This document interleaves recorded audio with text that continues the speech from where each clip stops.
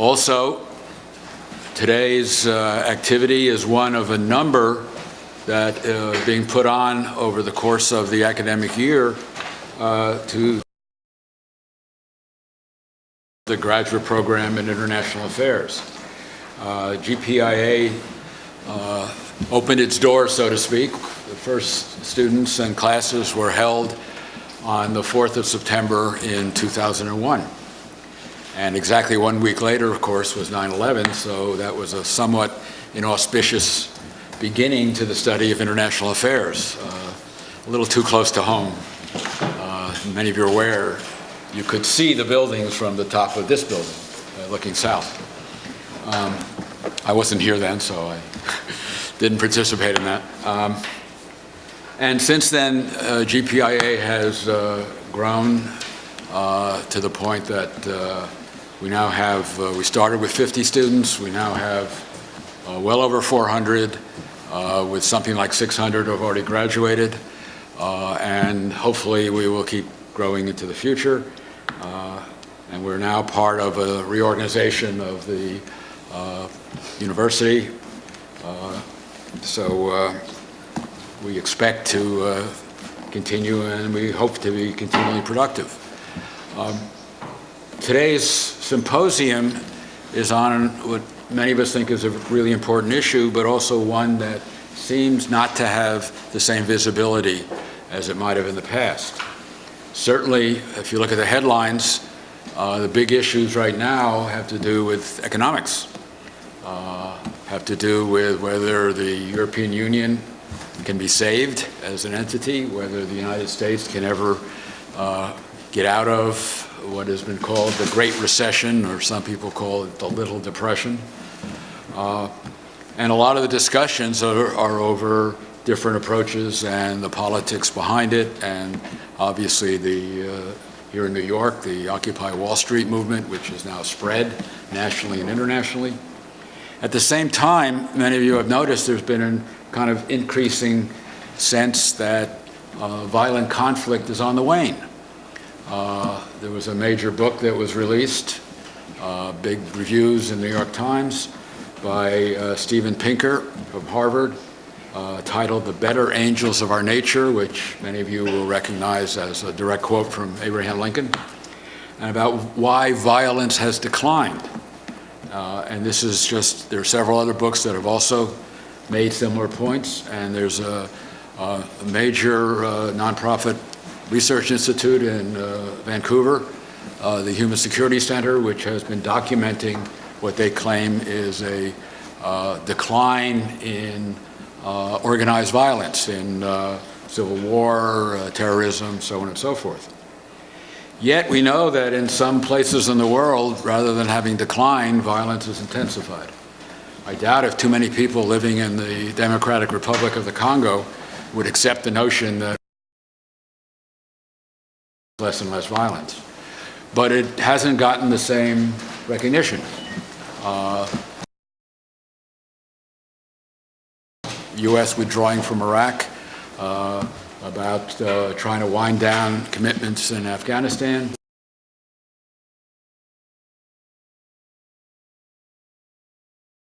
The general sense of these are no longer the prime issues. But these still remain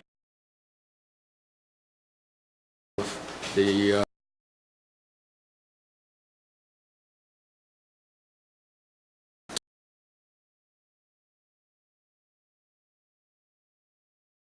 in terms of trying to find some, if not direct control, kind of multinational with some of these issues.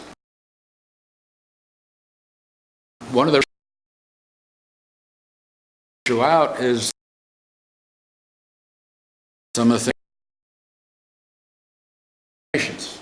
The body, if people remember, was founded right after World War II in an attempt to create an institution that would help preserve a peace, help institute a framework for preventing and reducing the kind of violence that the world had just been dealing with. And even though the UN is a neighbor, a little bit up on the east side, but certainly close enough, a lot of what goes on there really doesn't get a whole lot of publicity. So, and even someone like myself who follows these issues, I have not been aware of how much is being done and how much this has entered into not just discussion, but actual into the formal work of the United States. Out and talk about what are some of the possibilities and whether in fact it is possible to have a global framework, a treaty, as well as the accompanying institutional mechanisms for global trade. I also wanted to mention that here to my left has been bringing this together.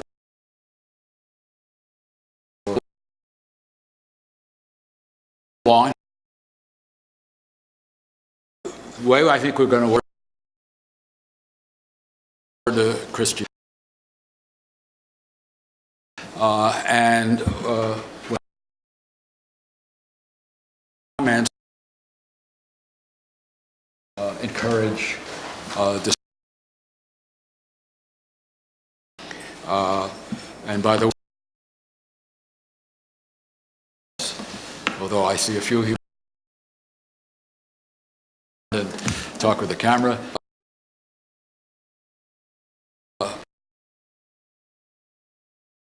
a site, those of us of advancing, so there's a to and see live the experience, if you like. Today's World Series game, you can see how it ended.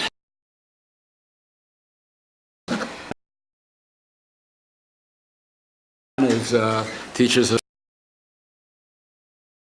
the University of Sao Paulo. Right? You, my apologies. And has been affiliated with a number of universities. As I say, something like this, and here we are. So let me. Well, thank you, David,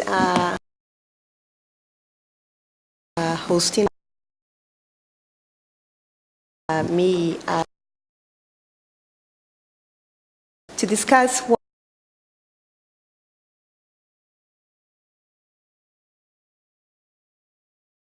about it, because right now, wonderful talk to the work from the United Nations who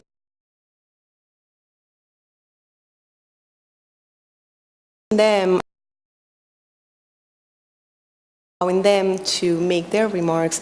I'll speak a little bit about the issue from an academic standpoint, more so from a political science standpoint rather than a legal standpoint and a policy standpoint.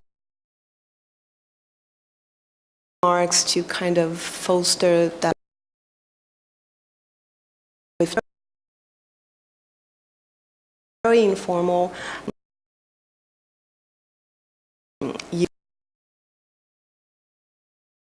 discussion. So again, I'm very much and the New School for having us here today. It's about our Political Affairs Office for 15 Office for Disarmament Affairs. And for those of you who are not too familiar with the issue of an arms trade treaty, this treaty has been handled as an issue so far within the UN Office for Disarmament Affairs. And Antonio Evora happens to be the arms trade treaty, or ATT as we like to call it, team leader. So he will have a lot to say about the process leading up to where we are now, about results, and about perhaps what's to come next year. And to my left is Clare da Silva, who is an international legal advisor, has worked with several institutions on a consultant basis, and most recently has been working with Amnesty International. And Clare very kindly brought us this report that is available to you by the exit. And this is a report that just came out last week, right? It's titled Arms Transfers to the Middle East and North Africa. And she was telling me she was not allowed to circulate it at the United Nations because Egypt actually has filed a complaint having to do with the cover picture on the report. So we're the fortunate ones to get the copies that could not circulate at the UN. Please take a look when you have a chance and leave in the room. So anyway, I'll turn it now to Antonio, and right after to Clare, and then David and I will perhaps put a few remarks, and we'll open to you, all right? Thank you, Antonio. Thank you, David and Cristiane. Thank you, the New School, for giving me this opportunity to come here and interact with you. As Cristiane said, I have been with UN for over 15 years in different capacities. Have seen various facets of the United Nations, including a stint with the Department for Political Affairs, where I was supporting our mission in the Central African Republic at the time when we were trying to facilitate the efforts for national reconciliation in that country, elections, disarmament and reintegration of former combatants and so on. And that experience also brought me a bit closer to the problems related to conflicts and weapons and so on and so forth. With the Office for Disarmament Affairs, I've been there for many years. I was previously the small arms team leader, and small arms are the kinds of weapons that have been used the most in recent conflicts. So that also, I think, is an experience that I bring here. I am a citizen of the Cape Verde Islands. I don't know if all of you have heard of them, former Portuguese colony. And I'm very happy to be here with you. I will be speaking about the Arms Trade Treaty from the perspective of the process, most of all, because I know that Clare will go into more details of the legal aspects and so on.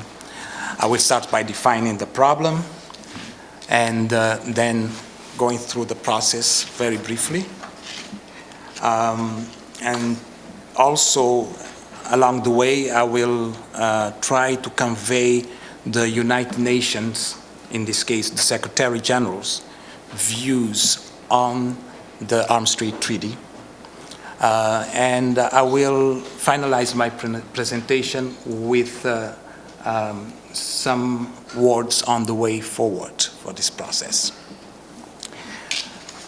I will not be reading the paper that I have in front of me, because I think that would be very boring. But I will draw from that. Let's try to define the problem.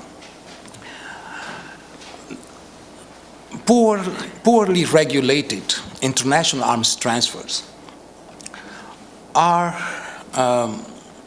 is a factor that contributes to many of the problems that we see, such as armed conflict, armed violence in different dimensions, including organized crime, terrorism, and other types of armed violence.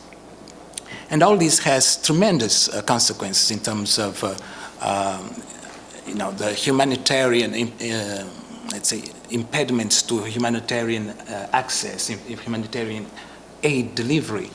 It affects refugee camps and efforts to bring internally displaced populations, refugees, back to their communities. It affects development in many aspects. It It creates all kinds of excessive transaction costs. In a nutshell, it leads to these conflicts, this armed violence that are, to a certain extent, contribute, the poorly regulated arms trade as a factor that contributes to that, leads ultimately to a lot of human suffering. That's the bottom line of this. So something needs to be done about this. I remember a few years ago, I was at a meeting in the Caribbean, and it just, as we were discussing, it occurred to me that, let's say if an alien species came from some advanced civilization from space, arrived on Earth, and they would look at us, of course they'd be much more advanced than us, they would say, well, these guys have all kinds of treaties, all kinds of conventions, they regulate this, they regulate that, and so on, but they are very primitive still. They don't have any regulations for the tools that they use to kill each other, in terms of the exchange, international trade on these tools. And I think that that would be it'd be a sad realization for them, probably. So we need to do something about this, and that's why the idea of the Arms Trade Treaty came about. It came about especially from the civil society, some Nobel laureates that had the idea, they pushed, they lobbied governments, and eventually governments agreed that it's time to do something, to sit at the table and discuss ways to better regulate the international arms trade. Now, to make a connection, closer connection between the poor regulation of arms trade, or the absence of regulation in some case, and conflicts, we have to look at two immediate consequences of poor regulation.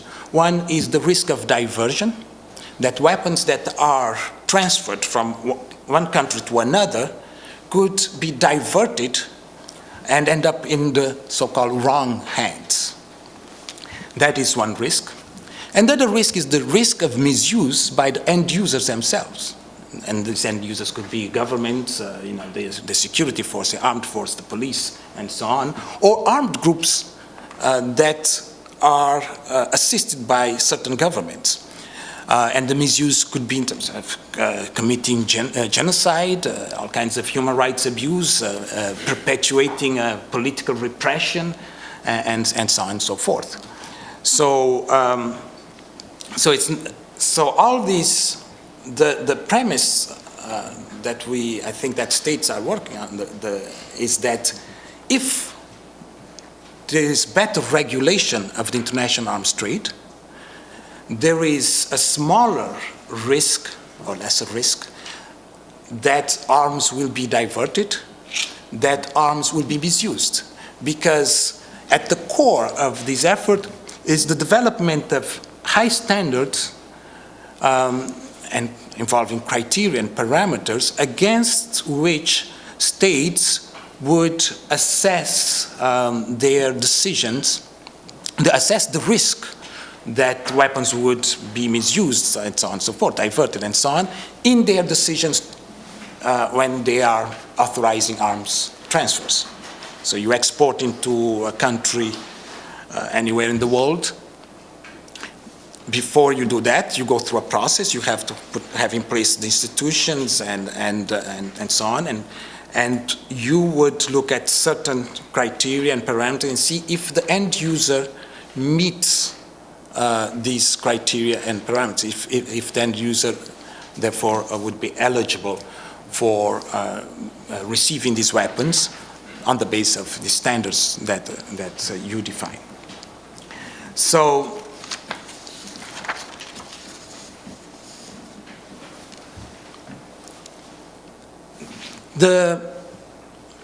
it's not that all countries that export weapons fail to do this, to go through this vetting process.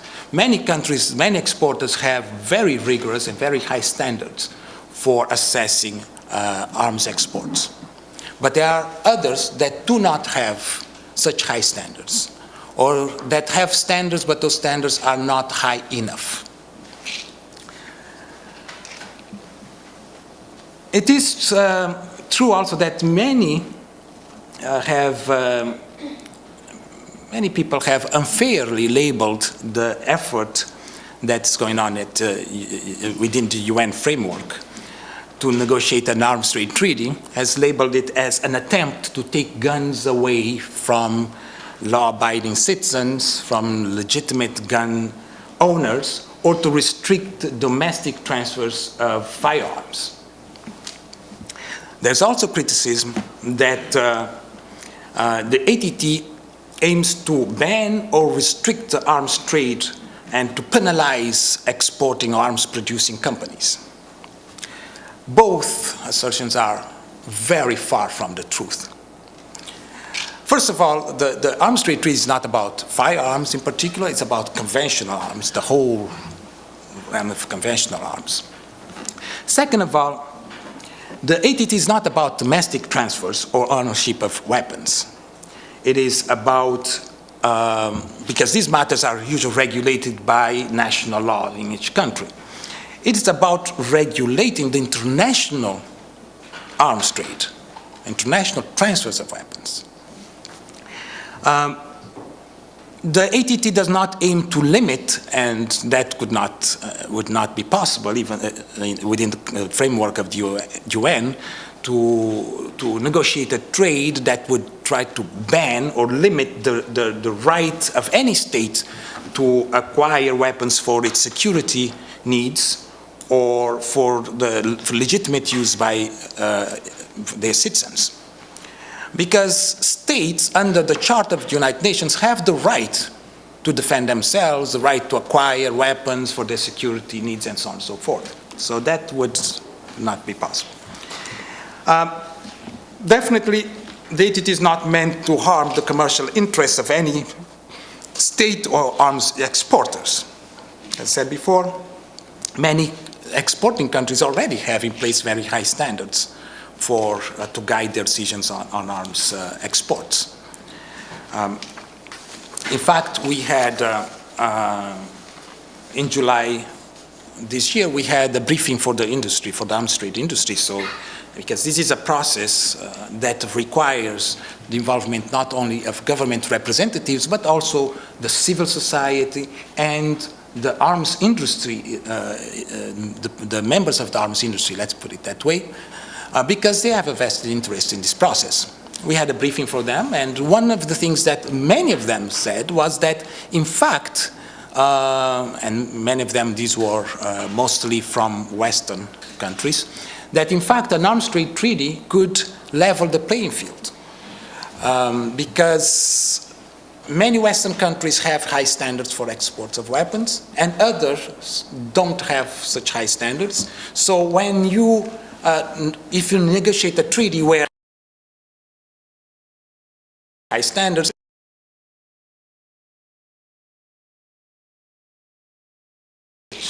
fears and to respond to the unfair criticism that we hear from some quarters.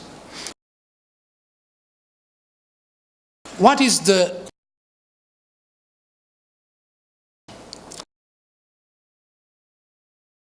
or the Secretariat? It's very important to make this distinction, because even when we look at the title, I think of the symposium is the United Nations and Arms Trade Treaty. The Arms Trade Treaty is being negotiated among member states of the United Nations. The member states themselves negotiate the treaty. The Secretary General and Secretariat provide the support that member states request the Secretary General to provide and to facilitate the process. That's what we do. The Secretariat or Secretary General have no role in the negotiations of the Arms Trade Treaty in terms of we don't sit at the table with member states to negotiate. We facilitate, we create the environment for them to negotiate and to dialogue and so on. So that's what we do. The United Nations Secretariat is bound by a very important principle of, is the principle of impartiality and neutrality. So, and again, we are very often very unfairly criticized by not being very proactive and active in this and this and that. But yes, there are areas where we can be active and we can be proactive in, but we are also required to be impartial and neutral because we are providing service to all member states. So, and we can only do that in a transparent and fair manner if we are impartial and neutral. But that does not mean that we don't have views on something as important as arms trade treaty. We do have views. And our views is that, it's very important for states, and we are very happy that states are doing this now, to sit down and finally negotiate an arms trade treaty. And we hope that this arms trade treaty will be a robust treaty, not just a watered down agreement, but a robust treaty that will address the issues that it's supposed to be addressed. And why do we think this is important? Because we believe that it's the moral authority of the duty of the Secretary General to call on states to take action on anything in the world that leads to human suffering and more human suffering. So that is the base for our view on the ATT. We think we are in favor of an ATT that will include criteria and parameters to help states assess risks the risk that weapons will be diverted or will be used to commit grave violations of international law, of international human rights law. This is part of the mandate of the Secretary General to appeal to states to take action on that. So that is basically our views. But we do not, it's not our place to tell states what to include in particular in a treaty, how to address the issue of criteria, parameters, and so on and so forth. But we say, yes, we want a treaty that will deal with international humanitarian law, that will contribute to diminishing human suffering in the world, mitigating human suffering in the world. Now, the process. This process was launched nearly 5 years ago in 2006, when the General Assembly adopted Resolution 6189. The General Assembly every year adopts many resolutions. These are, I think everybody knows what a resolution of the General Assembly is. If not, you can ask and I will clarify later. I'm not going to go into that here. In this resolution 6189, the General Assembly requests Secretary General to seek the views of states on the feasibility scope and draft parameters for a comprehensive, legally binding instrument establishing common international standards for the import, export, and transfer of conventional arms, and to submit a report to the Assembly. The same resolution also asked the Secretary General to establish a group of governmental experts to study the issue. A group of governmental experts is usually the first step in such a process, and basically is a group that's usually composed of something between 9 to 27 states, depending on the nature of the subject. For something like the Arms Trade Treaty, I believe we had 27 members in experts in this group, because everybody basically wanted to be in, and it was we need to have a large group. Sometimes we have smaller groups, and these groups are mandated by the General Assembly, but it is Secretary General who identifies through a process of consultation usually, and going through the history of participation of states in a particular subject, and then after selecting, identifying the countries nominate their own experts. They sit down, they discuss the issues in depth and so on, and they make some recommendations. That's what a group of governmental experts does. This group of government experts met in 3 sessions in 2008, and the discussions within this group brought to the fore the complexity that besets the efforts to regulate international arms trade. It highlighted the intertwining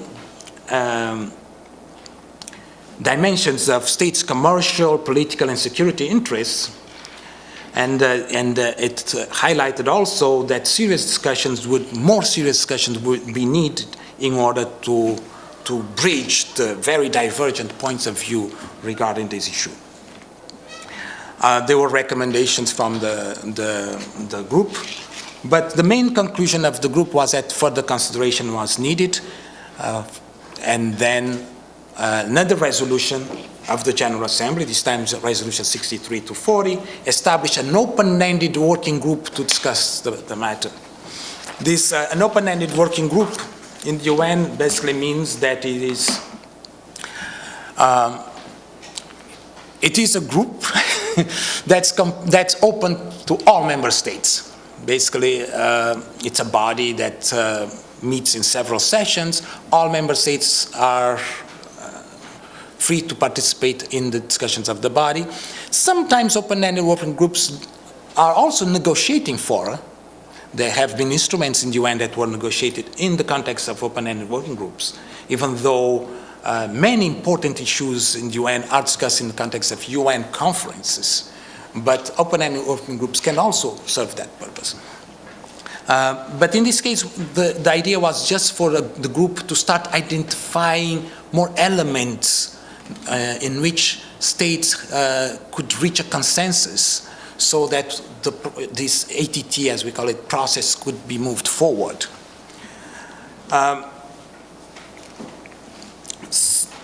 Eventually, the group concluded that the group identified some issues that needed to be addressed, that needed to be discussed further, and those were the goals and objectives of a feasible ATT, the scope of the treaty, what the treaty would cover, and so on, the principles and the parameters, as well as the criteria of the treaty, and other aspects related to final provisions and so on of the treaty.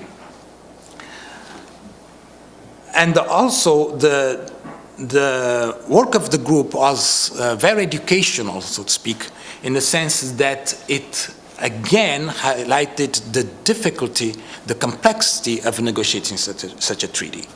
And eventually, this group was transformed into a preparatory committee for a conference that will take place in 2012. And this conference was mandated by another resolution of always you need a resolution to give the mandate. Another resolution of the General Assembly, Resolution 64-48, that decided to convene the conference in 2012 and transform the remaining sessions of this open and the working group that already had met in 3 sessions, I believe, into a preparatory committee for the conference. So this preparatory committee now would continue discussions and start actually preparing the ground for the conference. The preparatory committee now, under the chairmanship of Ambassador Roberto Garcia Morritan from Argentina, met in one session in 2010, July 2010, the first session, and 2 sessions in 2011, one in March, the 3rd session in July. All these sessions were characterized by a very positive atmosphere. This sounds like diplomatic talk, but it's very important to note this, because it's not always the case that these types of bodies work in a very positive manner, constructive manner, especially when you have issues that are so contentious, such as the issues related to the Arms Trade Treaty. It's not the Arms Trade Treaty in itself that's contentious, but what the treaty should look like, what it should include, these kinds of things that are contentious. So the atmosphere has been very positive. Some progress has been made. In the first session from the first session, the chair took the initiative of developing what he called the chairman's draft paper. And this was basically a paper that started outlining what the elements of the treaty should look like. It was a paper done on the initiative of the chair. There's no agreement on the paper. States have not adopted the paper, but it was a base for discussion. This paper was further discussed in the second and third session. And it was, subsequently revised. The second session there was a new revision, and then at the end of the second session, another revision, and at third session, yet another revision of the paper. And these revisions were meant to try to capture as much as possible the different views expressed, different concerns expressed, and so on during the discussions. It's a very difficult thing to do, because so far, this process has been conducted with understanding that any agreements will be made on the basis of consensus. But it's very difficult to do that when you have states that believe in A and other states that believe in non-A. So how do you reconcile that? So basically that's why there's an emphasis that this is a chair's paper, because it's the chair's understanding of where, how the discussions have gone and what are the issues on where there's some consensus or where there's higher probability of consensus or where the vast majority is supporting. And so he has to make that sort of judgment. And of course, every time that he tables a new revision of the draft, there is an extensive discussion. Some don't like it, some like the revisions, some want whatever he removed from the previous version back in, and others say, no, we cannot accept this, and so on and so forth. But that's the type of things that the chairs of these types of bodies have to deal with. And to a certain extent, the Secretariat, because, of course, a major part of our work is to support the chair, to help him with research and advice and so on and so forth, and actually with drafting sometimes of these things. And this chair's paper that I believe Clare will go more in depth into it. So contains several parts, the elements, what he believes should be the elements, the guiding principles, the goals and objectives, the scope, the criteria and parameters, and implementation of the treaty, what should be done to implement the treaty, and final provisions. Also, there are issues like international cooperation and assistance and victim assistance and so on that are also addressed in the chair's paper. Now that as I go into the shoes,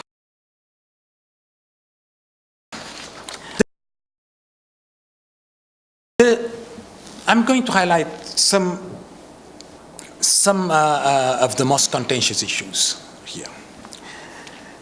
Well, while it trade treaty, there was the contents of the treaty, starting with, let's say, the scope of the treaty.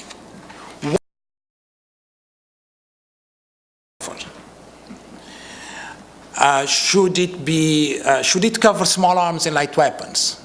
Should it not? Including small arms and light weapons. Should it cover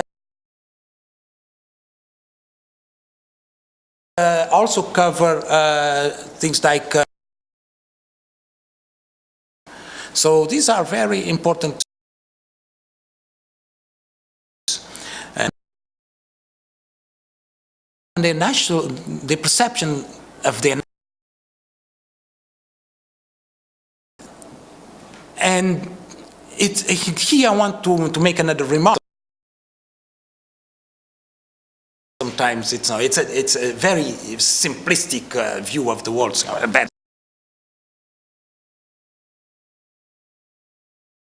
National states they come will look after their own interests. And we have 190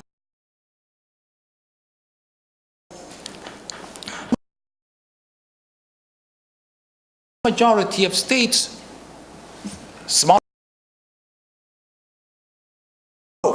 Because if you include small arms and light weapons, maybe then you're getting into firearms, you're getting into things that are difficult to regulate the trade. Ammunition. Oh, I don't know. Ammunition is very difficult. Trading ammunition is very difficult to control. Ammunition is producing high volumes and so on. It will be very costly to put in place.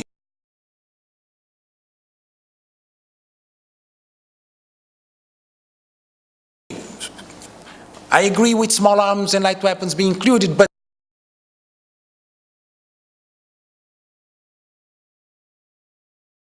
weapons to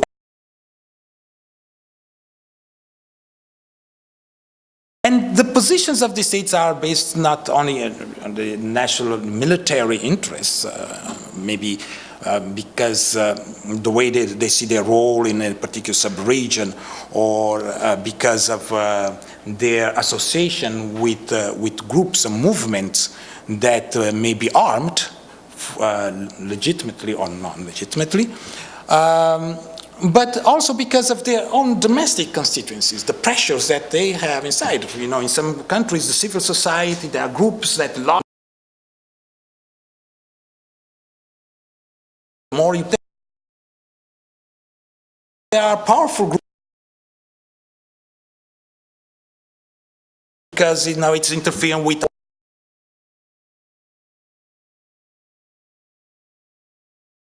them and so on. Things like military-style weapons versus non-military-style weapons, and then the definition. What is it? How you define this stuff? So it can become very, very.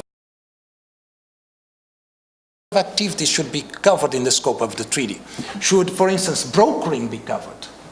The activity of brokers. But if so, then there will be all other kinds of discussions. How can we do that? Do we have capacity to do that? Can we control brokers that are operating out of God knows where, just using fax and email and so on and so forth? Is it something that's feasible? I don't have the capacity in my country to do that. Very, very complicated. The issue is the issue of criteria and parameters. What we talked about, international violations of international humanitarian law, international human rights law. Wait a minute, if we put this criteria, then we are injecting a degree of subjectivity into this. Then we're opening to manipulation for commercial purposes, and so on and so forth. Discriminatory export practice. Who will determine if human right is? There are these concerns because for some they say, well, what is a violation for me? It's a legitimate discussion, right? It's more complicated. And then there is the issue of implementation in order to implement the treaty, like their import-export systems and so on and so forth, the legislation that they have to change and so on. That's also not an easy thing to do. And another very controversial issue is that of non-state actors, transfers to non-state actors. Should this treaty ban transfers to non-state actors?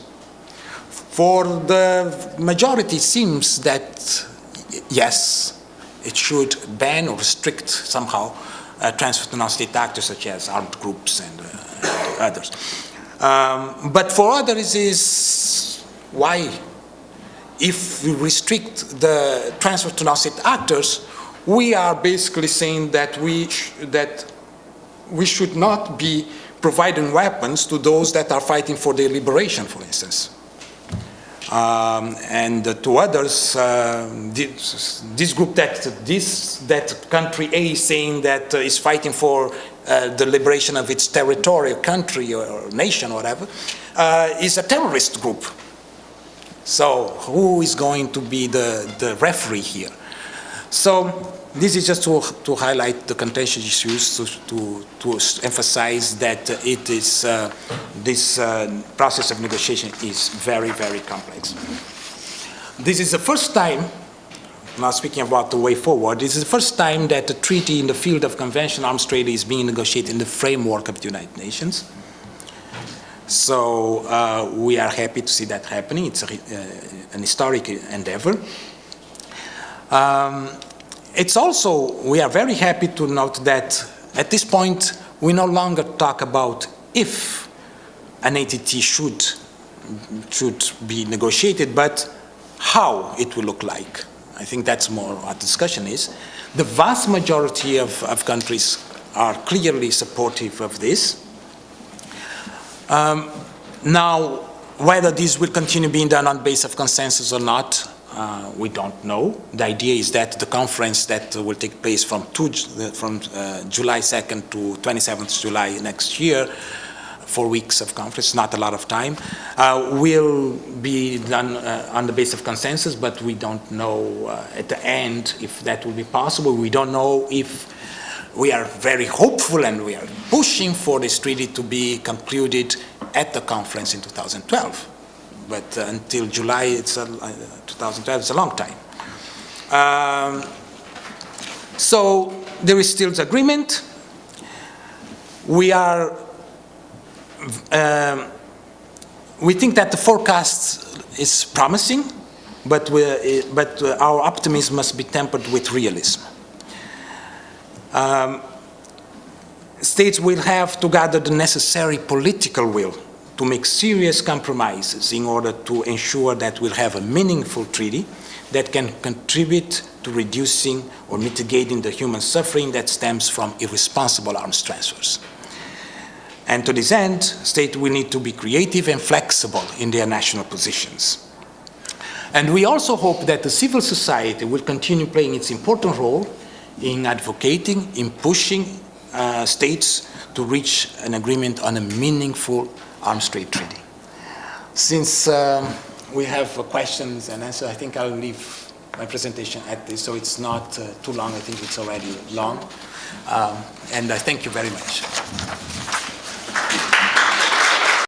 And I hope you all have a copy of this new amnesty report. Because I think, and that report looks at the particular transfers that happened to the region over the last 5 years. And I think if we look at the actions of states over the last few years, it provides us with a really useful starting point for discussion of what are the objectives of an ATT and what should be the sort of content that needs to be in it for it to be meaningful, and also helps to situate what are some of the key challenges going forward to getting an ATT that's effective.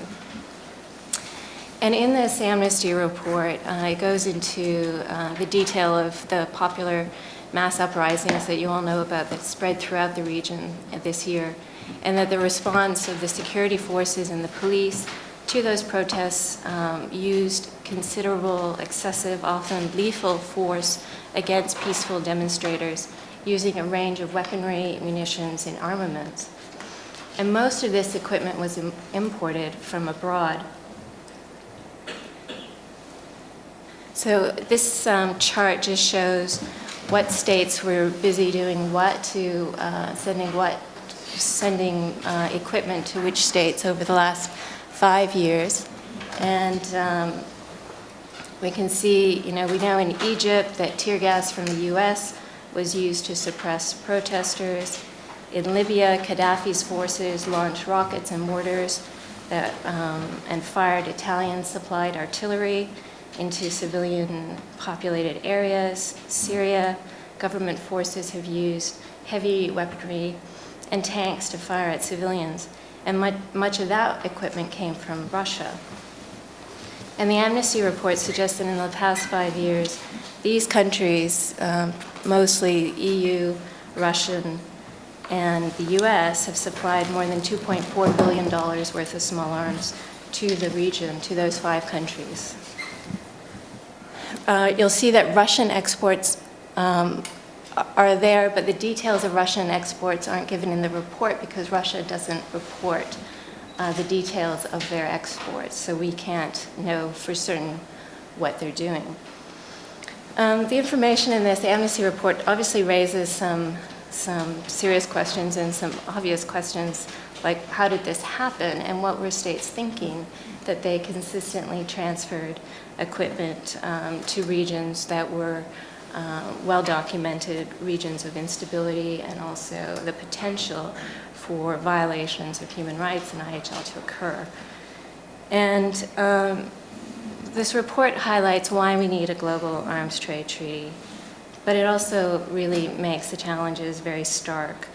There is no global treaty right now, as Antonio said. We don't have global rules that govern transfers of weapons, conventional weapons. We have global rules for nuclear weapons, biological and chemical weapons, but there are no global rules for conventional arms. And clearly most states have agreed that that is necessary.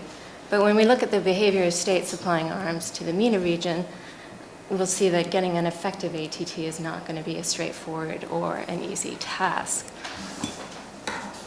So I wanted to focus my comments on 2 particular questions. The first one is, what are some of the key issues of the content of the ATT? And the second one is, what are some of the key challenges to achieving an effective ATT? And Antonio touched on a bit of the key issues in the content of the ATT. So I'll just briefly highlight some of those. And I also want to highlight some of the content that's currently in the chairman's draft, the elements paper that Antonio referred to, and that is meant to reflect the discussions that have been held so far.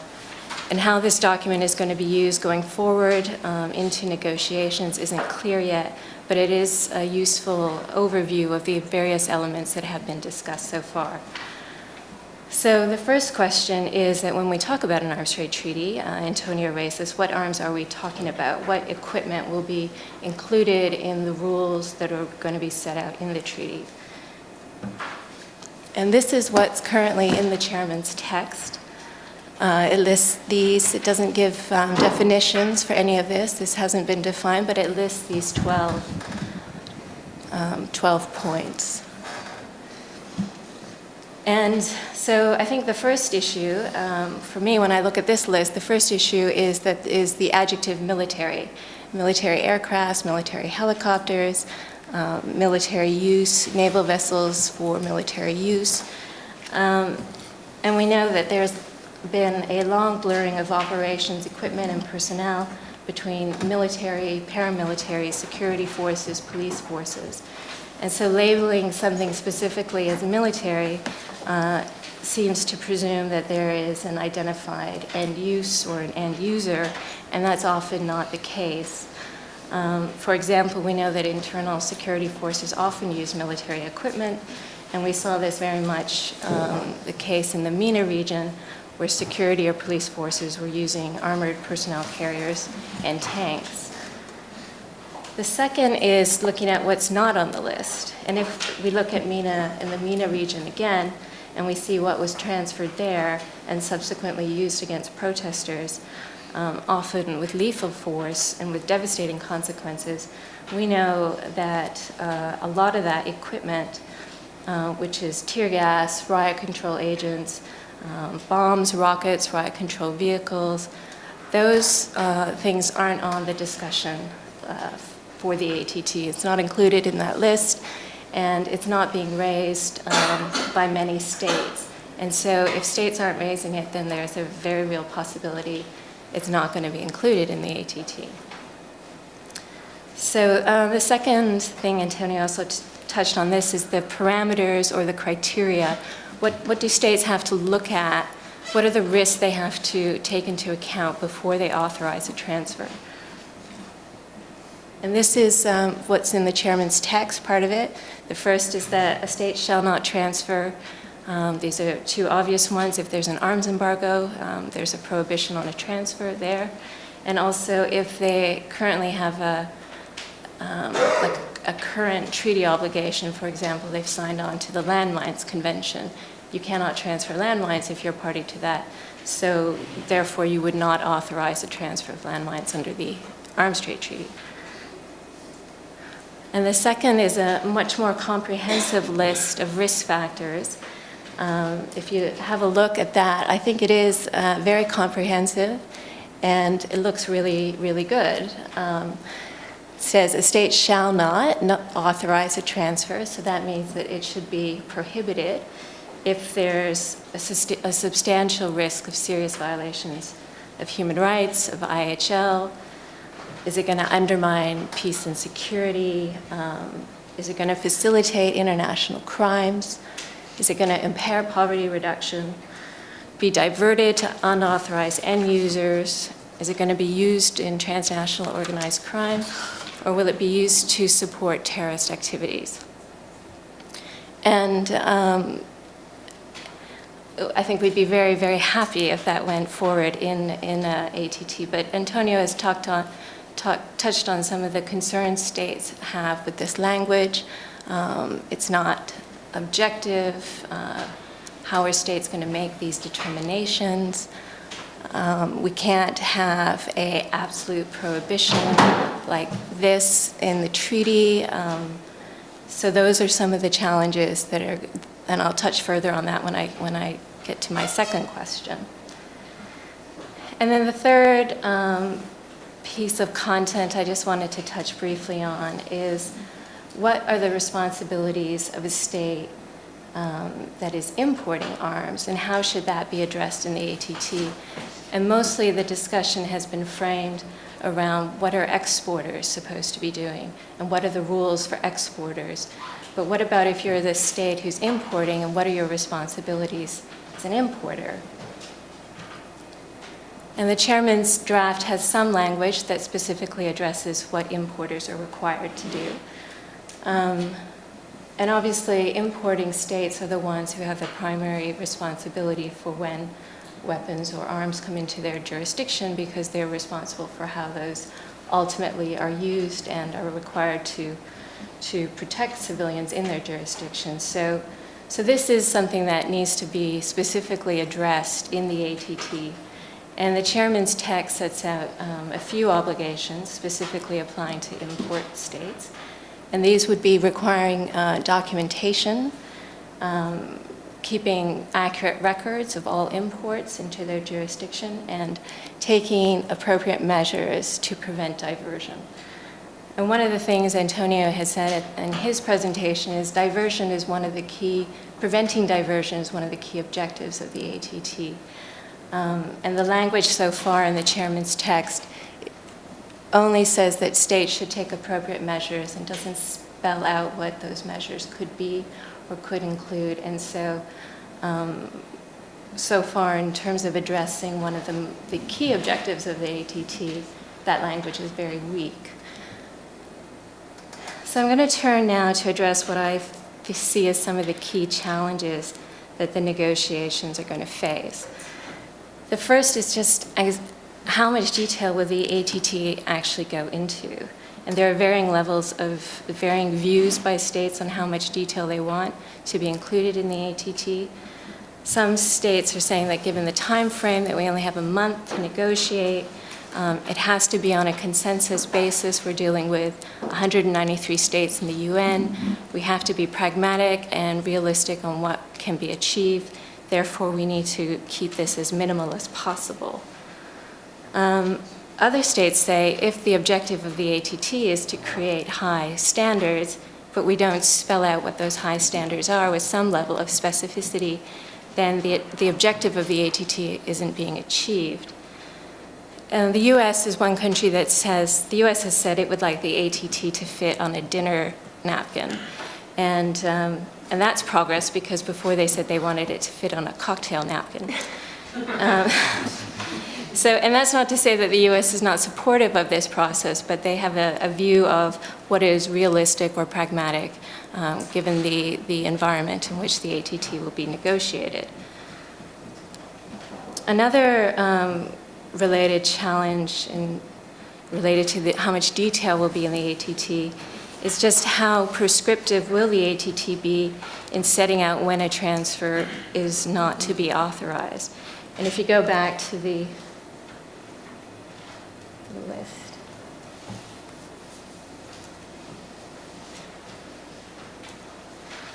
That very prescriptive language saying when a state shall not transfer, a lot of states have said that they think that is not realistic of what the environment for trade is and how states operate, and that there are other factors that play into their decision-making. Clearly that was what happened in the MENA region, that there are broader political or economic or national security factors that are weighed into decision-making for arms transfers, that a prescriptive language that prohibits transfers in all of these circumstances wouldn't work for them. And so while the straightforward language of, the arms embargo can't transfer, if you already have another commitment, legally binding treaty commitment, you can't transfer. That language will stay in the treaty. That's not controversial. But this language is definitely going to be changed in some way or another. And I'm not sure how that will be, but it will be a big point of the discussions. And, the ATT is an opportunity for states to put issues like international human rights law, humanitarian law, socioeconomic development, to put that in the normative framework of the ATT. And whether or not this is something that states are going to agree to, of course, is another question. And for organizations like Amnesty, an effective human rights rule is really the basis for an effective ATT, and trying to have an ATT that is seen as a preventative mechanism to prevent future violations of human rights or future violations of IHL is the way that a lot of civil society and many states see the objective of an ATT. Some states have already proposed that the language "a state shall not authorize" should change to "states shall consider," and then have the list of consider all the potential risks. And that would be it. And so there would be no requirement for you to stop a transfer, not authorize a transfer, take any measures to control risk, but you would only just need to consider all of the possible risks. Other states, such as Mexico, have proposed a scaling up of the level of violations that would need to exist before transfer could be prohibited. So where you see the language be used to commit or facilitate serious violations of human rights, their proposed language would be something of substantial risk of massive, widespread, and systematic violations of human rights. And that's the sort of language that would really narrow the application of an ATT to very, very few situations. And it would ignore a whole range of situations where serious violations of human rights are occurring. And another big issue is whether ammunition is going to be included. Antonio raised this, and the US is adamant that ammunition should not be in the ATT. And for other states, such as the UK, they're adamant that ammunition must be in the ATT. The African Union has just agreed a common position on the ATT, and all states except Egypt have said that the ATT must have small arms and light weapons and ammunition in it. So it will be very interesting to see how this issue plays itself out in the negotiations. And finally, I think getting the P5 member states to agree on the content of the treaty will be a significant challenge. And if we don't have the P5 involved or signed on to the treaty, then we have to question how effective the treaty will be if you don't have the major players involved. Is the ATT going to really have an impact if the major exporters aren't there or in agreement? So is that even possible when you have a state like Russia who consistently still questions what's the point of the ATT, or China, who is slowly making progress but has some issues with small arms and light weapons because that's a big part of their trade. Or in an issue like transparency and what form of reporting will be required in the ATT, you have the US, who's considered to be one of the most transparent countries in the world and provides a lot of information on their exports. And you have Russia and China at the other end who never report what their exports or their imports are. And so how are you going to find some common ground there on an issue that's as important as reporting? And also, you have some states proposing that there should be voluntary reporting. And if you look at what happens now in terms of the register in the UN, it's a voluntary system. And that is why China and Russia choose not to report, because there's no obligation for them to do so. And so if the compromise in the ATT is that it will be voluntary reporting, then what difference is an ATT making to making the arms trade more transparent? So I'll leave it there. Those are just throwing out some of the major issues that are coming down in the next few months, and I hope we can have a good discussion from there.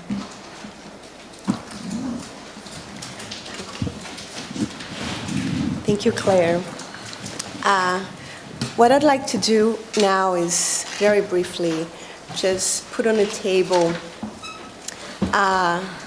different ways that I have encountered as an academic in my research to look at the ATT as an issue, right? My goal is not to present my research here, but just very briefly to talk about ways of addressing some of the issues that Antonio and Claire have shared here with us on an academic setting, in the hopes also that some of you in the audience will tackle the challenge. From my perspective, perhaps the first issue when we're dealing with an international treaty of that nature is compliance, right? So we may have a treaty that will be ignored by key players in the international arena. And both Claire and Antonio have hinted to some of the controversial content that this treaty aims at contemplating. So looking at compliance from a more academic point of view, we know from looking at human rights treaties, humanitarian law, that there's a core group of states who actually sign and ratify treaties and are ready to comply. We're not so concerned about these states, right? There's another group, and they're labeled the false negatives. They do not sign. Sometimes they sign and unsign. But generally, they do comply with treaty content. So we're also not so concerned with this group, even though would like to have these countries on board to raise the legitimacy level of the regimes that we're talking about. But we're mostly concerned with the group of false positives, the countries that do sign and ratify, have no intention to comply, or comply occasionally, depending on their will, or the will of their governments at a particular point in time. So from a research standpoint, for me, the great opportunity that this process offers is to observe a process that originates officially in 2006 and try to understand the treaty-making process, right? And perhaps think of this issue as an opportunity to build a treaty that would reach a high level of compliance, or the highest possible level of compliance. And again, research has done that in other areas. Some have challenged, for example, the deeper versus broader trade-off, or that understanding that everybody that we want a broad, comprehensive treaty, we have to compromise on content or the depth of the commitments that the treaty will entail. This has been challenged, including from a formal modeling point of view. Others have looked at it, at the issue of compliance from a legal point of view and arguing that perhaps soft law would be the most appropriate way to get to universal membership, just like we want with the ATT, right? And others, more recently, the work of Barbara Coromenos, have looked at issues first to understand that different issues present different challenges. And there's no uniform recipe, but rather we should be studying the issues and understanding the challenges in order to design a treaty or advocate for an architecture that would address those particular issues, right? And in that research, they look into things like challenges for monitoring compliance, incentives for defection, right, from treaty commitments. And they argue that every time that you confront these challenges, you're better off with hard law, or commitments that have a high level of obligation, of precision in their language, and that often delegate monitoring, enforcement, and even dispute settlement to a third body, right? So at least you'd have a bureaucracy in charge of some of these tasks. And it's not clear so far whether the ATT or a state's positions towards an ATT is consensus on that level, whether they're ready to embrace hard law, especially when it comes to delegation, right? So again, I just wanted to throw some ideas out. And one last thing that I would like to touch on is the idea that the United Nations is not the only forum, negotiating forum. In the past, we've had treaties that were being negotiated at the UN and for some reason went outside of the UN. So from an academic point of view, this is also a research question. Are we better off going outside of the UN? And I'm thinking here of the Landmines Treaty. And then the first challenge is, okay, how do you measure compliance? How do you measure effectiveness? So Clare talked about the P5. Well, we looked at if we look at the Treaty of Rome that created the International Criminal Court, was negotiated within a very short framework back in 1998. China and the US were out of the treaty. We can look at the treaty and ask ourselves, and this would be another symposium, right, whether it has reached any level of compliance, success, effectiveness, however you want to phrase it. But that being said, I think it is a question whether the UN will be the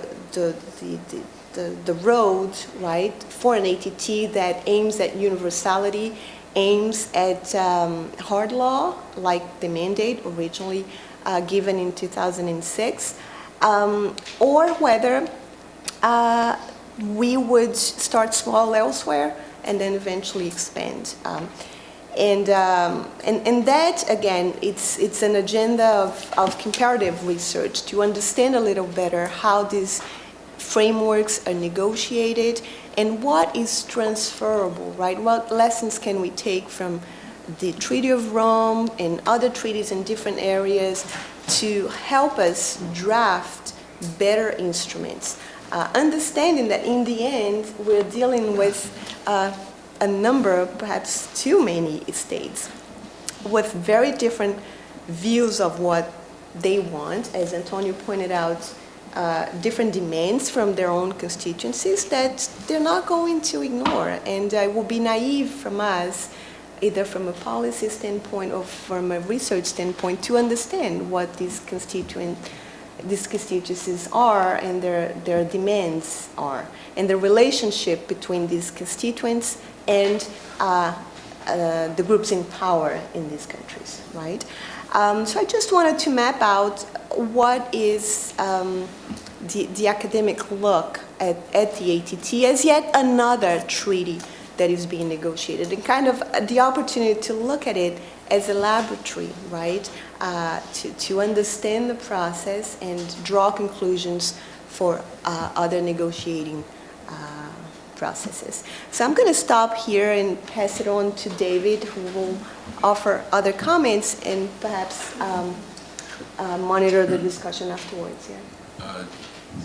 Usually we go till 4 o'clock, but we have the room here till 5. Doesn't mean you have to stay, but there's still plenty of time for back and forth. As the economist on the panel, I feel that's necessary for me to throw in a few other things.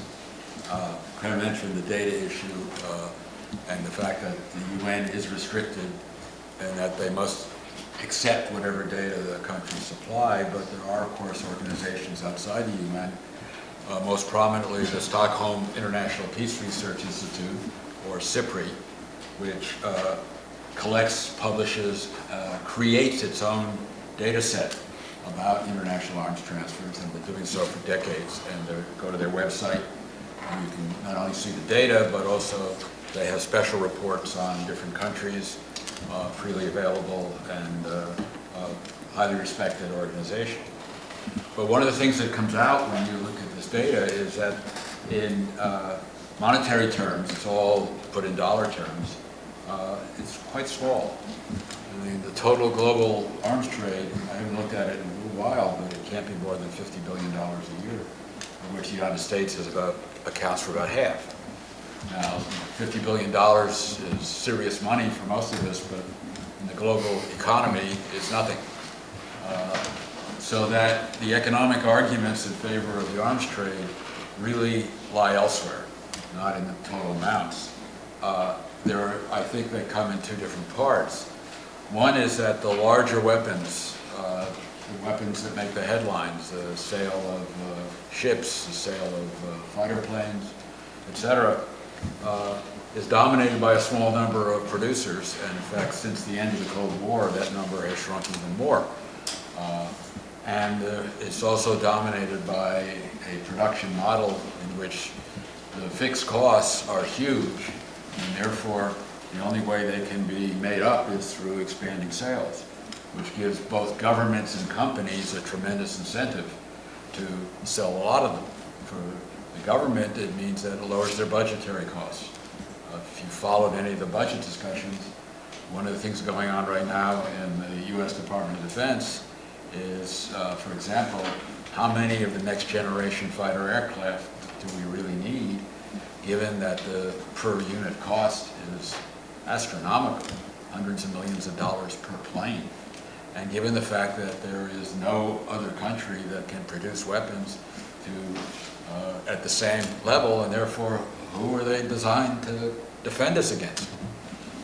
And so the answer there, I think, is they're just designed to defend against the poverty of the stockholders of these large companies. I'm being a little, expansive, but the fact is, since the Soviet Union broke up, there really is no, the phrase they use is peer competitor to the United States. So the notion that U.S. needs those aircraft, even former Secretary Gates admitted that, yeah, we don't really need them. And he was trying to get the Air Force to agree to cut back on them. So the one thing is how would a treaty and whatever compliance measures distinguish between this large-scale stuff and small weapons, which are basically commodities. In fact, there's an interesting sidelight. The Russians have been charging that some countries are copying the Kalashnikov.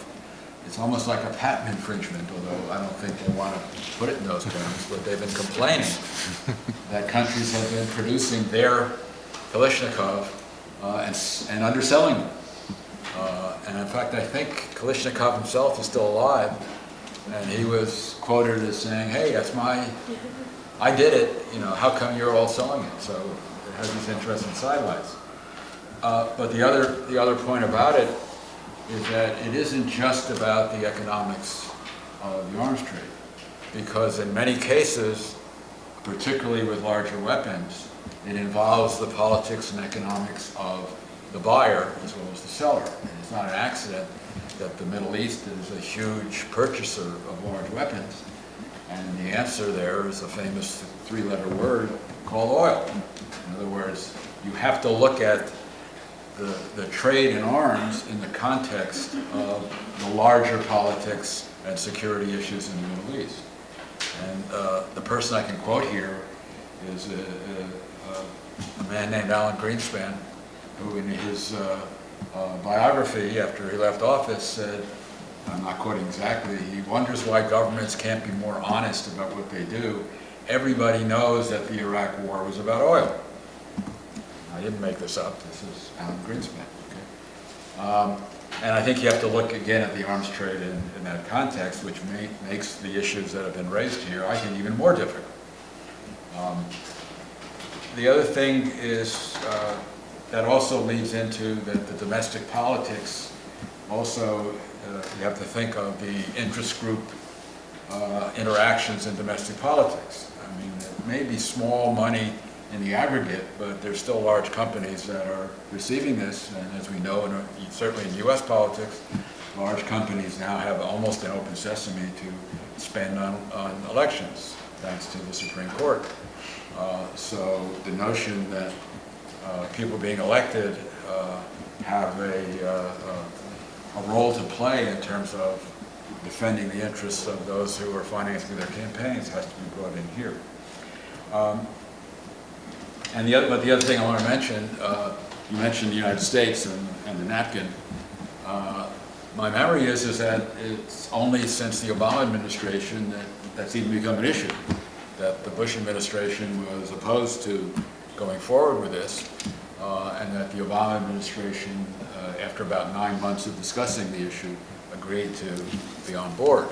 But of course that could be withdrawn, and I'm not referring to whether there will be a second term of Obama, that's an issue obviously, but also simply that a lot of these issues will come up even within the present Obama administration, and so there's really the possibility of the U.S. withdrawing its support, which I assume will be a real barrier to carrying out any kind of effective treaty. So I think those are the kinds of issues that we need to think about. I'm very grateful for, I have more knowledge about this now than I did before, and having spent 15 years as the secretary myself, believe me, I appreciate everything that Antonio said about how hard it is to get anything of substance out of this process. So even if it is a napkin,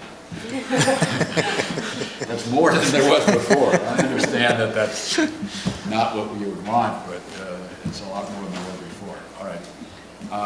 Folks, I see 2 hands up. Thea. Yes. If you want to identify yourself and affiliations, that might Sure. be. My name is Thea Harvey. I'm with Economists for Peace and Security. And I want to pick up actually where David just left off and wonder if someone could clarify for me a little bit what the process is at the UN. So I understand, I think it's maybe the CTBT, which has actually been ratified by enough countries that it's in effect, even though the US has not signed it. So what happens if that actually happens? Like, everybody else in the world is for it and the US is not? What happens? That's my question, really. Why don't we take a couple and then we'll respond, and then a couple more.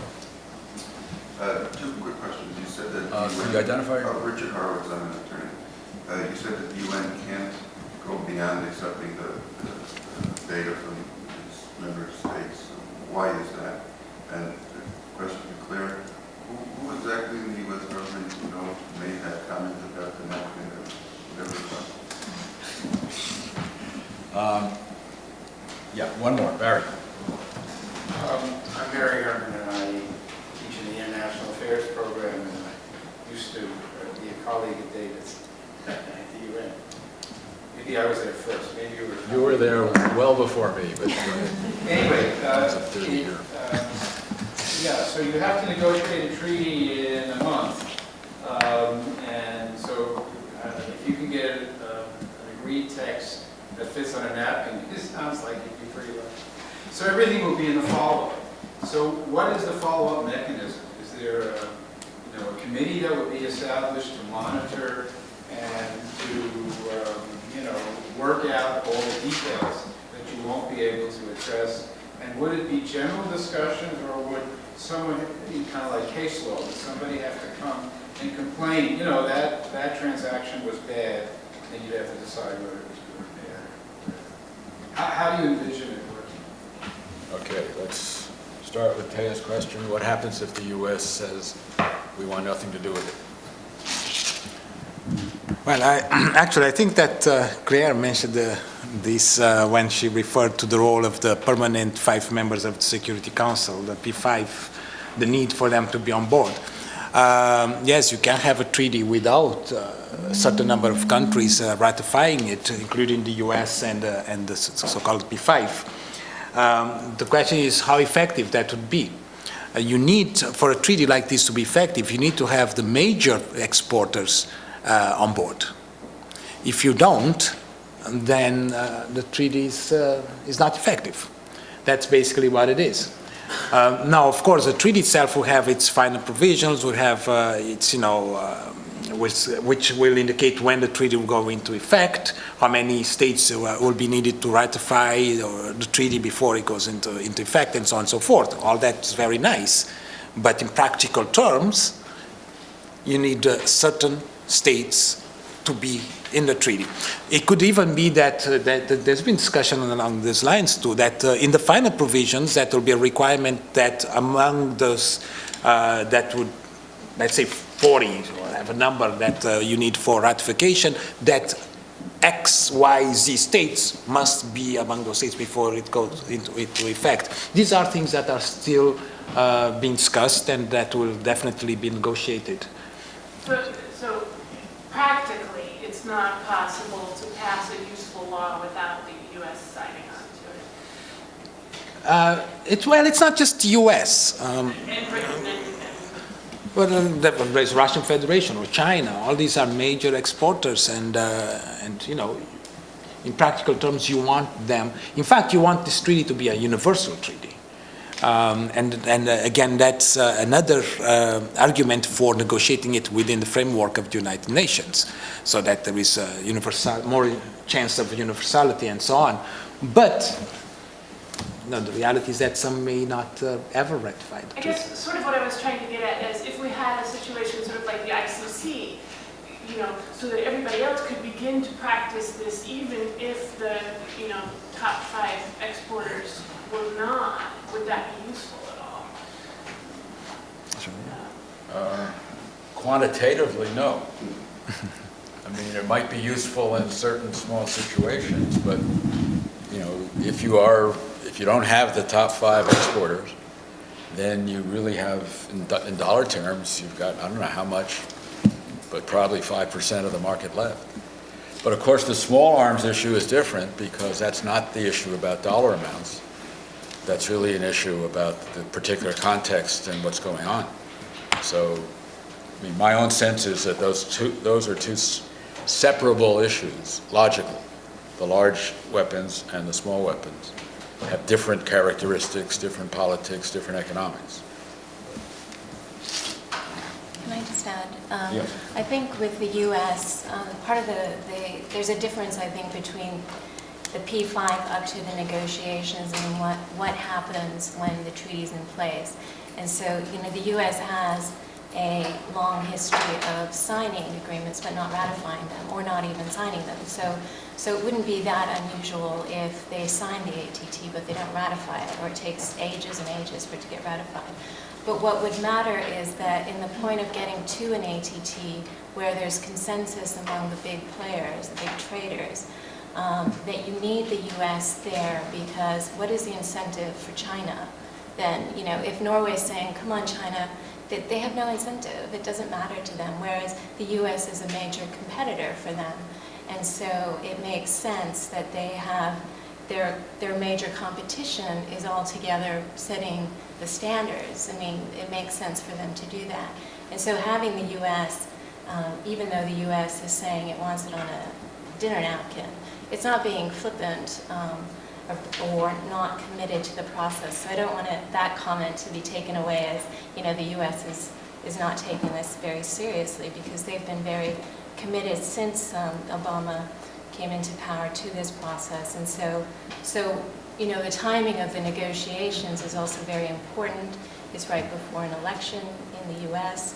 What happens at the end of that negotiation, what happens in the U.S. elections, all of this is going to obviously weigh very heavily on what happens to the ATT. So, Good question. In terms of data, official UN publications, I believe it's a requirement, have to use government data. And that applies to all data, economic data, you know, GDP, growth rates, et cetera. Barry, it's not that rigid, or? The statistics division Right. of DESA only publishes official data. Right. But the analytical divisions can do what they want pretty much, and population, you know, has its own estimates as well as projections. Right. Yeah, I remember I did write something on the arms trade back, way back, and I did use other data, and it was in the survey. Right. But those are secretariat publications, and they're not, you know, they're not official in the sense that something that comes out of the General Assembly or the Security Council is official. So it's a self-imposed requirement? Yeah. But, yeah, sure, go ahead. I suppose that this issue of the data relates to the data on the arms trade, the exports, and so on and so forth, what's collected under the United Nations Register of Conventional Arms. Again, disarmament is a very sensitive field. So here is one of the fields within UN where before you publish something, okay, you have to be very careful first. And most of the time you have to have a mandate to do so. And in the case of data on military expenditures or data on exports by states and so on and so forth, because, you know, this can have implications. These are transparency building measures.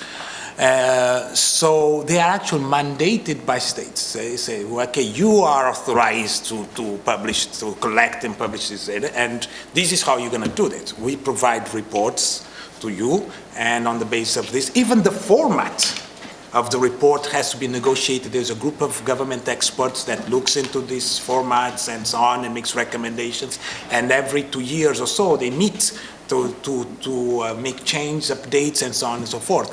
So because of the nature of the subject, it's armament, it's military matters, and countries feel very strongly about these things. And if we publish something, let's say you get from some other source that such and such a country is exporting tanks in large number of tanks to another country, you know, the neighbors would start getting nervous. And where do you get this information? Because they might see that as a build-up for something else.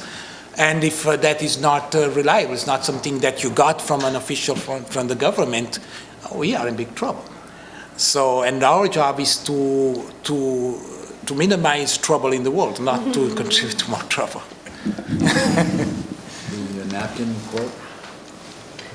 oh, it was a State Department official who said that. But again, you know, I don't want to ascribe too much weight to it because it, you know, the U.S. is a very committed player to this process. So I think they're just trying to infuse a level of pragmatism in terms of what can be achieved in a short space of time. I wanted to add just one thing. I have one more question. Barry, you Sure. had a question. Could you restate it? Oh, yeah. It's if the negotiations actually have to be completed in 1 month, then you'll have to be very general principles to get agreed text, and then everything, you know, falls to the follow-up mechanism. You know, mechanism to implement, to follow up and implement the treaty. So you haven't said anything about what it would be, and would it work by sort of a case method where, you know, say either an NGO or a government would complain about some violation, prospective violation, and then you have to negotiate, have to decide, well, what's the case law, the case soft law in that case, or would it be, you know, working out all the details that you can't possibly do in a general way. So, it's, Like the anti-corruption treaty also was, had to be finished by a certain date, and there were bits that were left out. Yeah. Like, monitoring. yeah, I mean, lots of things are often left till you just have a little hook in the treaty that allows it to be addressed in 5 years or 10 years, or there's always the possibility of protocols being added to a treaty. But I think you're raising two issues. One is the dispute resolution mechanism that might be in the ATT, and the other is what sort of support unit, implementation support unit would be a part of an ATT. Monitoring or Yeah. reviewing, intergovernmental review.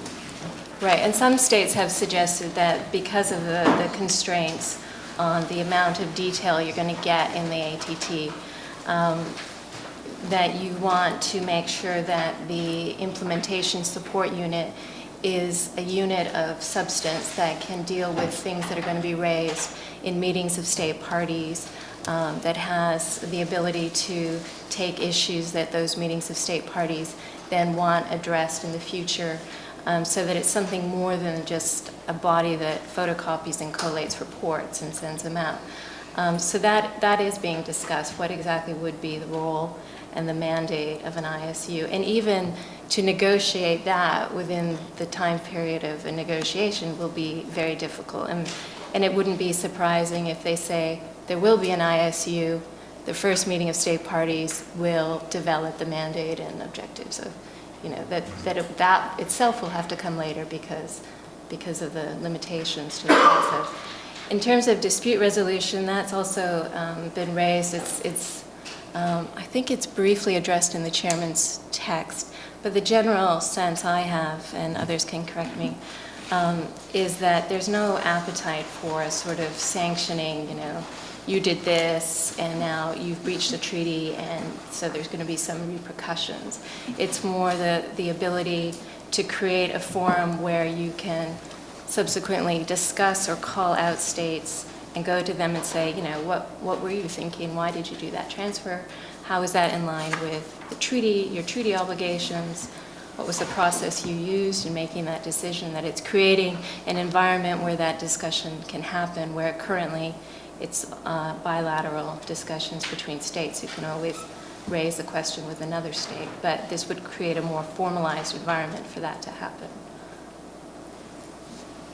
Just a couple of comments on the issue of the U.S. participation and so on. First, I think we should look at the regulatory aspects that are already in place in some of these countries, right? They may be even higher than what an ATT would offer.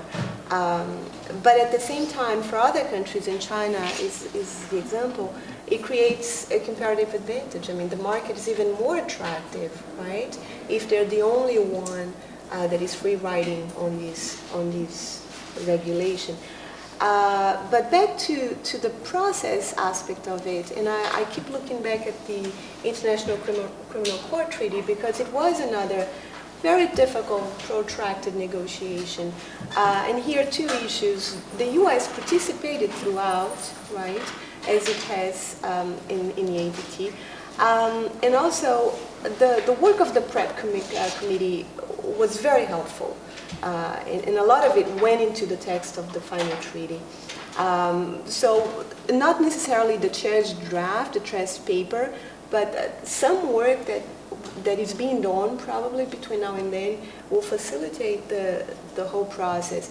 And sometimes the U.S. or other countries are unable to sign at that moment, but they look at how things go into effect and how perhaps preferences change domestically. And it is my understanding that now there's a lot more of acceptance generally of an international criminal court, including amongst military circles in this country than before.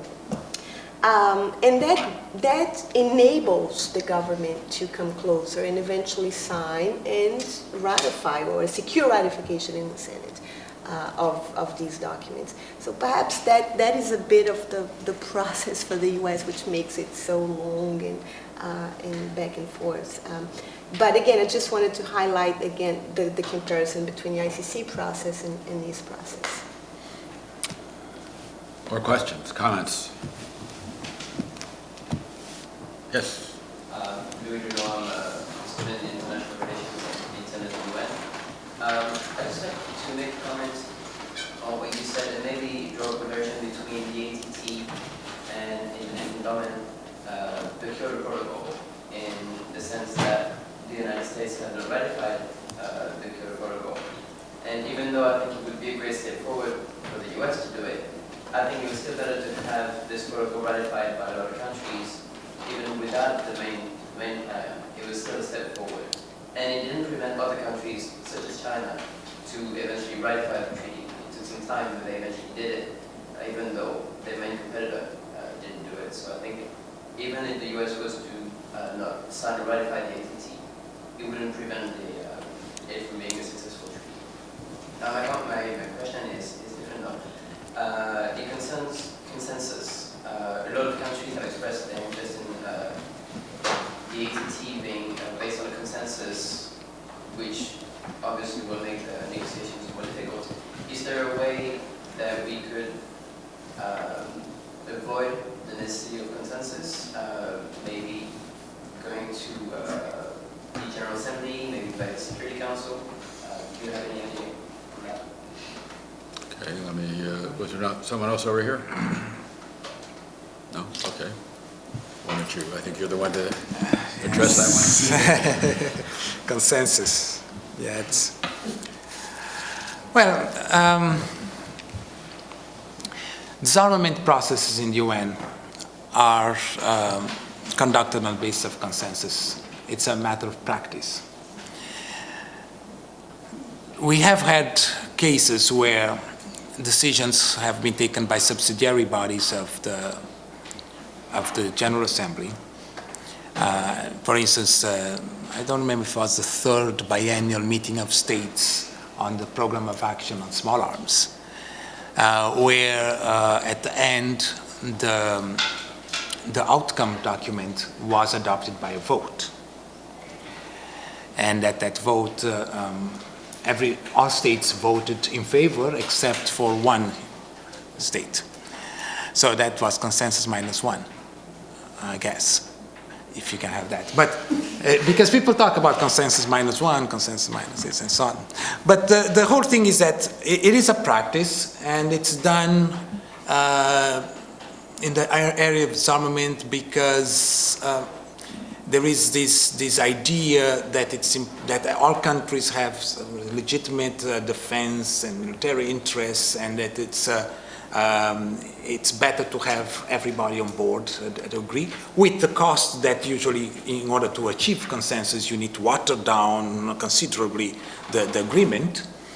But it's not that we have the rules of procedure of these bodies that work on disarmament, except for the CD, the Conference on Disarmament, where it's clear that should be consensus, that they have to work on the basis of consensus. There are provisions for voting.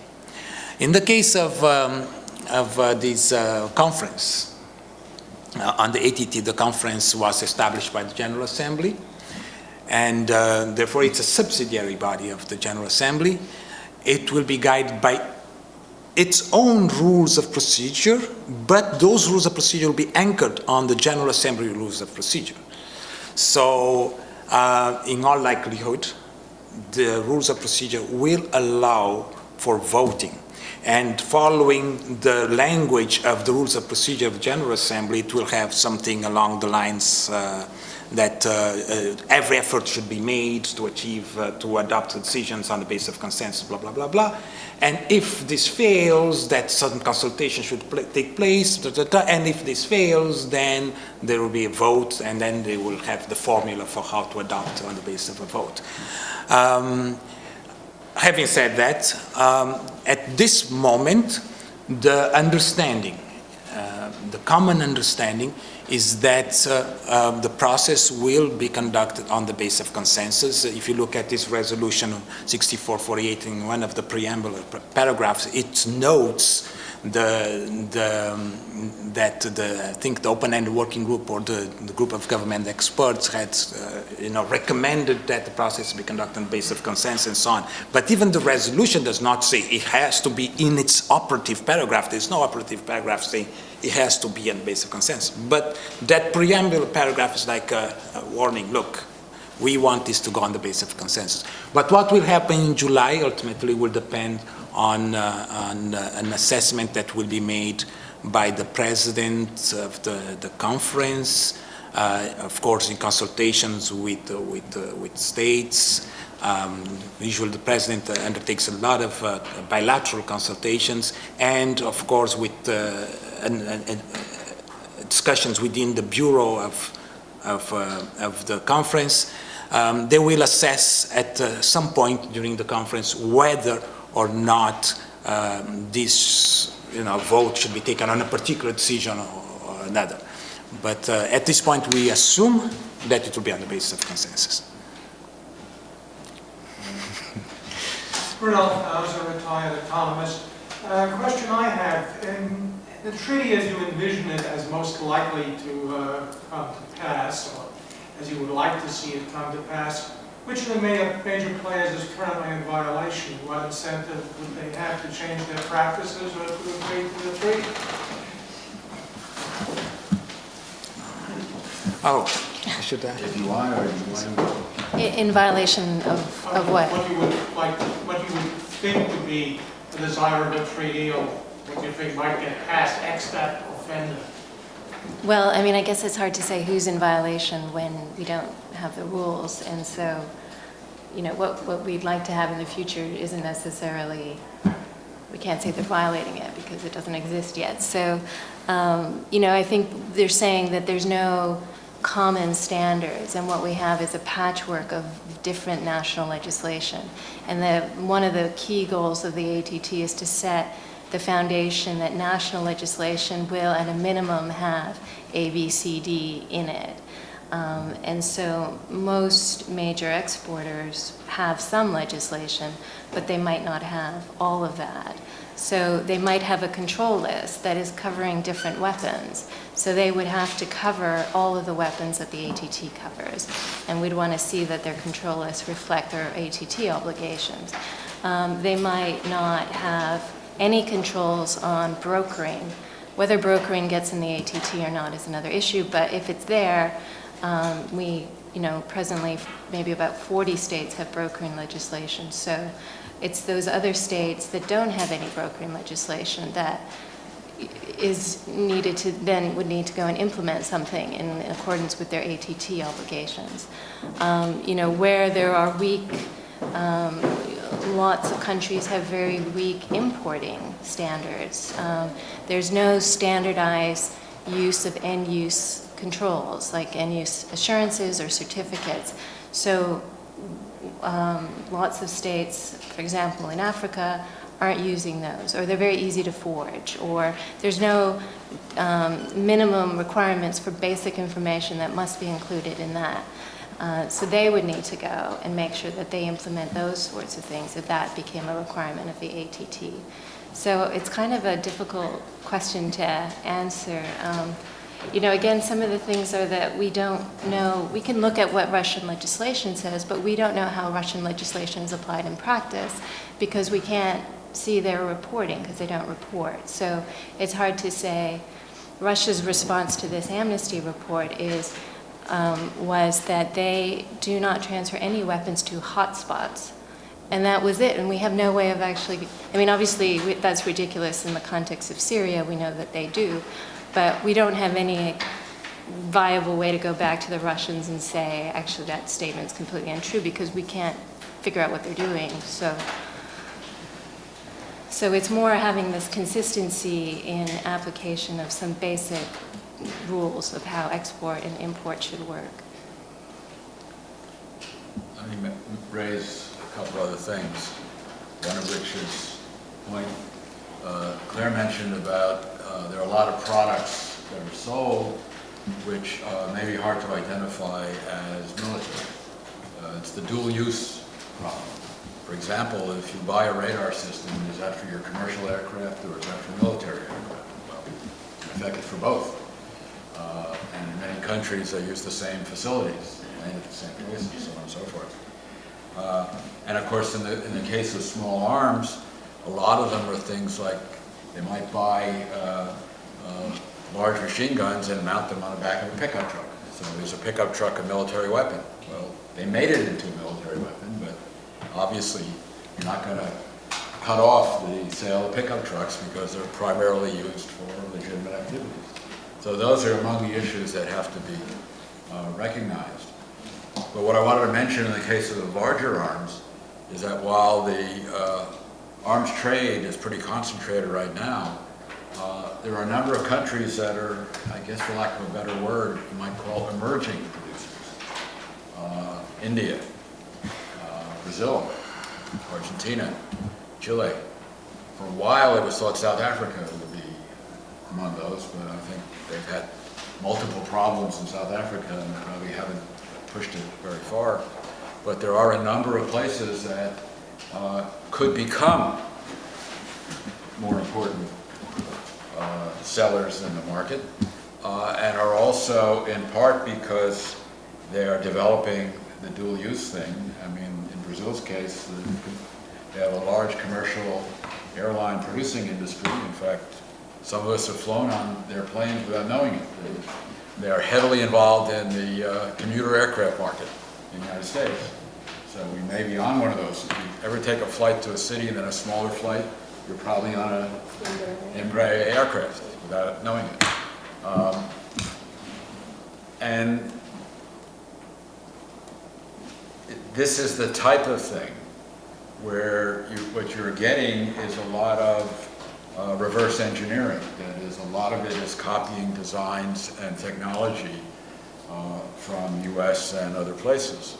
So at some point, my question is whether this might be something that an ATT could have an influence on, because they're still at the stage where they're not really major players, and so there might be some way of getting some traction with countries like that, even if, as I say, it's highly unlikely that the U.S. is going to go tell Lockheed that you can't sell any more planes for a million reasons.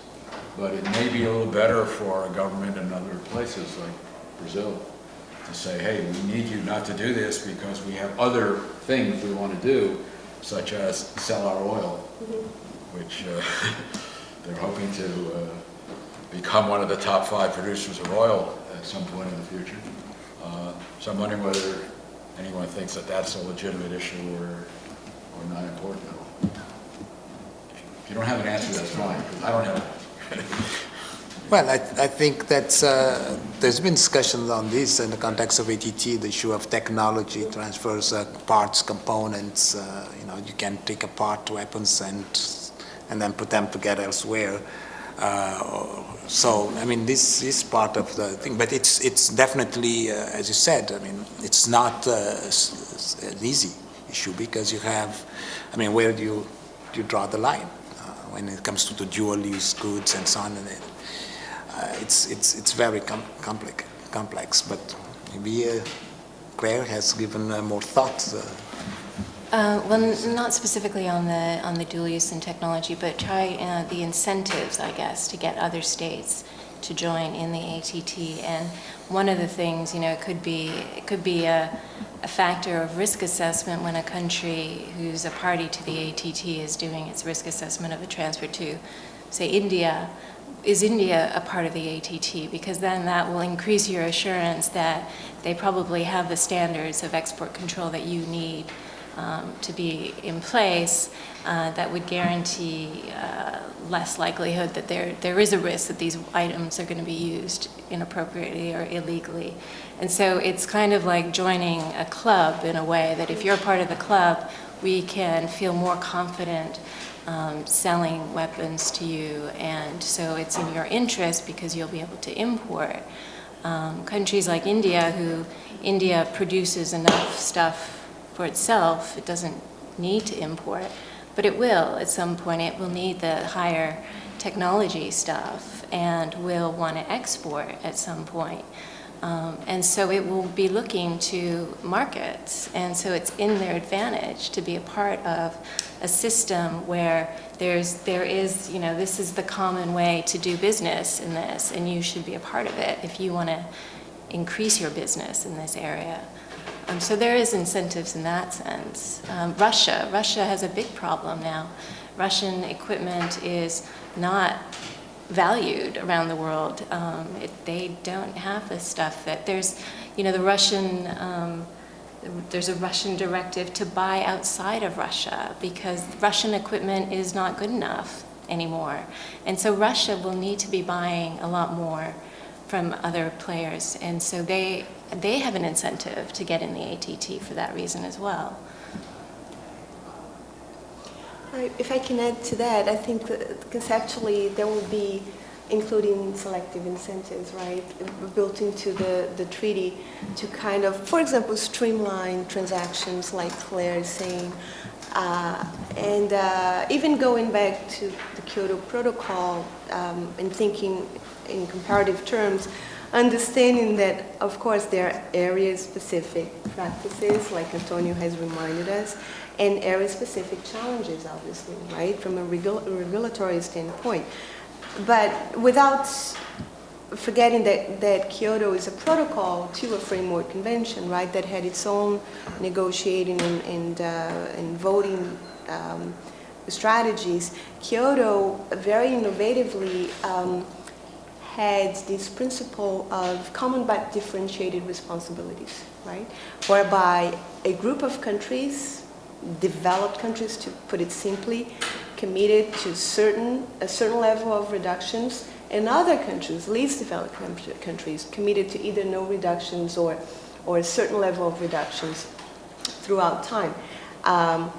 You know, perhaps if at any point we're short of a consensus on an ATT, we could look back at Kyoto, or even the ATT would be a framework for other protocols like Clare has suggested to come, that would go deeper into the commitments and perhaps even contemplate differentiated commitment within the concept of a common responsibility. And I don't want to sound any more skeptical than I am sounding already of the process. I'm a big believer in the process, and I truly hope you know, we'll have the best treaty that both Antonio and Clare could design. But anyway, I just wanted to add this. Well, the fact that we're even talking about a treaty, That's right. Yeah. having something to do with regulating arms trade is a major. Yeah. If just one thing. Yeah, sure. I think one thing that could be interesting to think about is the issue of definitions, because states may agree to include, let's say, some categories of weapons in the scope, but how will they describe those categories? Will there be a general description of the category? Will there be lists that specify the weapons that would go there, or even a definition of what constitutes this weapon? Let's say a small arm is this is a weapon that does this, and that. You know, and all this is very important because you have also new technologies coming every day, new developments, and so on. How do you cover these things? Of course, there might be review conferences where they would, go over these things and update the treaty and scope and so on and so forth. But the issue of how to include the scope, to define each category of the weapons is also a very important one, where it will be a general description, very specific lists and so on. There will be an annex to the treaty. All these things are things that are being discussed. Any other questions, comments? Well, thank you all for coming, and definitely thank you to our speakers. Thank you very much.